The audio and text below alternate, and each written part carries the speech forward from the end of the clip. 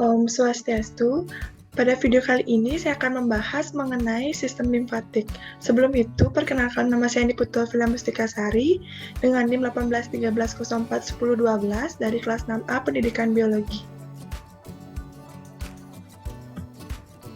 Adapun topik pembahasan yang akan saya bahas, yang pertama mengenai tujuan, yang kedua landasan teori, yang ketiga alat dan bahan, yang keempat petunjuk pelaksanaan, dan yang kelima yaitu jawaban pertanyaan. Selanjutnya, adapun tujuan pada materi kali ini yaitu mengenai mempelajari dan memahami proses peredaran limfa.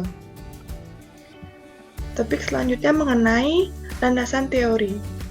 Sistem limfatik adalah bagian dari sistem sirkulasi yang terdiri dari cairan yang bergerak dari limfa atau getah jaringan dan berasal dari darah.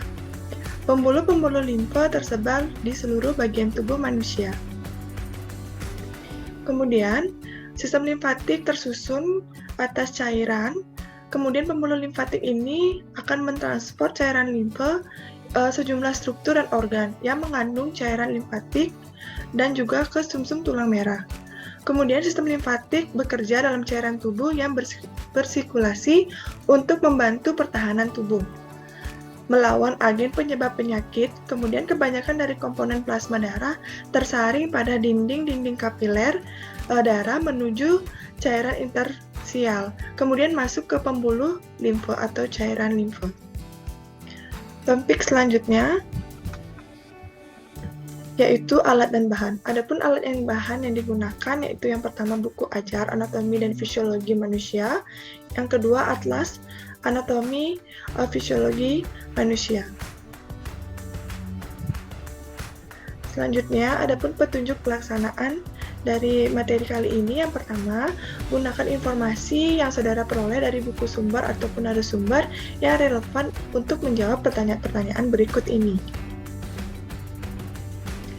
Topik yang kelima mengenai jawaban pertanyaan.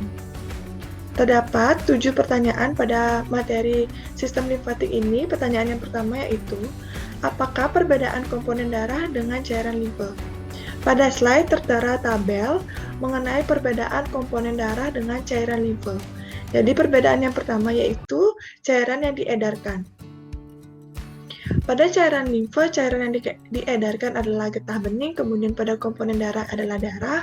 Kemudian perbedaan yang kedua adalah warna cairan. Warna cairan pada cairan limfa itu adalah kuning muda, kemudian pada komponen darah yaitu merah. Yang ketiga, sistem sirkulasi. Cairan limfa sistem sirkulasinya terbuka, kemudian komponen darahnya sistem sirkulasi tertutup. Kemudian perbedaan yang keempat yaitu penyebab aliran. Pada cairan limfa, penyebab alirannya disebabkan oleh kontraksi otot rangka. Pada komponen darah, penyebab alirannya disebabkan oleh kontraksi jantung. Kemudian yang kelima yaitu macam pembuluh. Cairan limfa yaitu pembuluh limfa, sedangkan pada komponen darah yaitu arteri dan juga vena. Kemudian pada perbedaan nomor 6 yaitu zat yang diangkut. Cairan limfa, zat yang diangkut adalah lemak, asam lemak dan juga gliserol. Kemudian pada komponen darah yaitu oksigen, karbon dioksida, monosakarida dan juga asam amino. Selanjutnya pada pertanyaan yang kedua, apakah fungsi dari cairan limfa? Pada slide sudah tertera fungsi-fungsi dari cairan limfa. Yang pertama, untuk mengumpulkan dan mengembalikan cairan interstisial termasuk protein plasma ke darah, sehingga membantu mempertahankan keseimbangan cairan atau fluid balance. Kemudian yang kedua, pembuluh limfa atau getah bening berperan dalam penyerapan cairan dan makromolekul dari jaringan dan mengambil lipid pada usus. Kemudian fungsi yang ketiga, mempertahankan tubuh terhadap penyakit dengan memproduksi limfosit. Yang keempat, fungsinya yaitu menyerap lemak dari intestinum dan membawanya ke darah. Selanjutnya, pertanyaan yang ketiga. Jadi pertanyaan ketiga adalah jelaskan proses dari peredaran limfa. Pada slide sudah tertera bagaimana proses peredaran darah limfa. Jadi proses peredaran limfa mulai dari keluarnya cairan yang disebut dengan cairan interstisial yang mengandung zat-zat makanan. Di dalamnya terdapat kapiler darah. Setelah keluar dari kapiler darah, kemudian masuk ke dalam jaringan-jaringan di sekelilingnya. Selanjutnya diberikan zat-zat makanan dari jaringan tersebut. Setelah itu, cairan tersebut akan berkumpul di lekat-lekat jaringan yang kecil. Kemudian lekat-lekat dari jaringan kecil tersebut, limfa akan mengalir melalui jalan-jalan limfa tersebut. Pada akhirnya, jalan-jalan limfa tersebut menjadi dua buah, yaitu ductus trochicus dan ductus lymphaticus atau ductus lymphaticus dexter.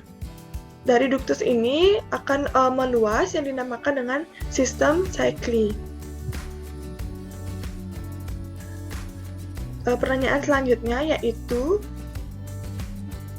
yang keempat adalah apakah yang dimaksud dari kelenjar limfa. Jadi kelenjar limfa ini disebut juga getah bening, merupakan jaringan tubuh yang tak kalah penting dari darah. Ada beberapa perbedaan antara limfa dengan darah. Cairan limfa ini mengandung sel-sel darah putih yang berfungsi untuk mematikan kuman penyakit yang masuk ke dalam tubuh manusia. Cairan ini keluar dari pembuluh darah dan mengisi ruang antar sel, sehingga dapat membasahi seluruh jaringan tubuh. Pembuluh limfa mempunyai banyak tahap dan juga memiliki banyak katup yang terdapat pada seluruh jaringan tubuh kecuali pada sistem saraf pusat. Selanjutnya yaitu pertanyaan ke-5. Pertanyaan selanjutnya mengenai pernahkah saudara mendengar tentang operasi amandel? Apakah sebenarnya amandel tersebut? Dalam keadaan bagaimana diperlukan operasi pada amandel? Jadi amandel atau tonsilitis adalah kondisi di mana amandel mengalami peradangan atau inflamasi. Amandel atau tonsil merupakan dua kelenjar kecil yang ada di tenggorokan kita.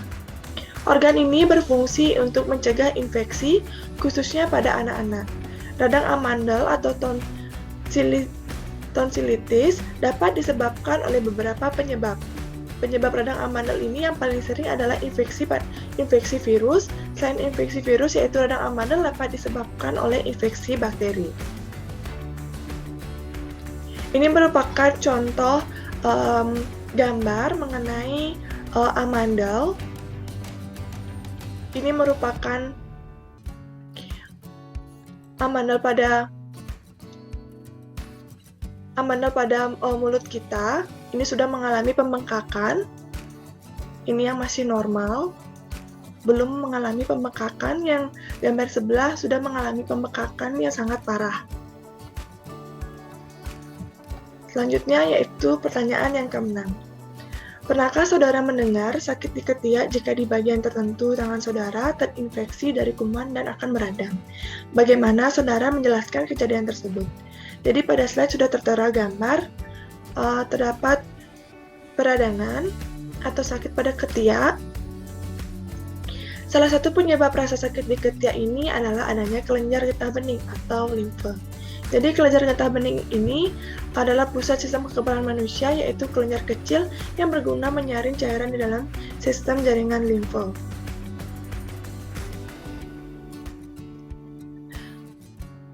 Pada gambar terdapat pembengkakan di ketiak yang sudah meradang.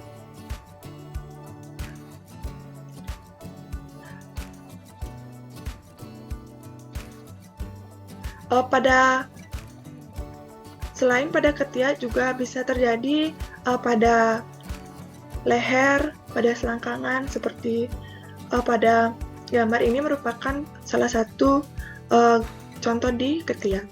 Kemudian pada pertanyaan selanjutnya, pertanyaan ke-7, penderita kekurangan protein dalam waktu yang lama menunjukkan gejala oedema. Jadi jelaskan terjadinya oedema tersebut. Oedema adalah kondisi tubuh yang membekak dan menjadi indikasi terjadinya kwashiorkor. Ini terjadi karena asupan albumin protein, utama di dalam darah manusia, sangat sedikit. Ciri dari penyakit ini adalah kulit yang membengkak. Kemudian pada penyakit oedema ini akan diakibatkan dari kekurangan protein yang erat kaitannya dengan penurunan tekanan osmotik intravaskuler. Penurunan tekanan osmotik intravaskuler biasanya terjadi karena penurunan konsentrasi plasma protein, terutama albumin. Hipoalbuminemia dapat mengurangi tekanan osmotik koloid intravaskuler yang mengakibatkan terjadinya peningkatan filtrasi cairan dan penurunan absorpsi atau penyerapan, yang puncaknya mengakibatkan terjadinya oedema.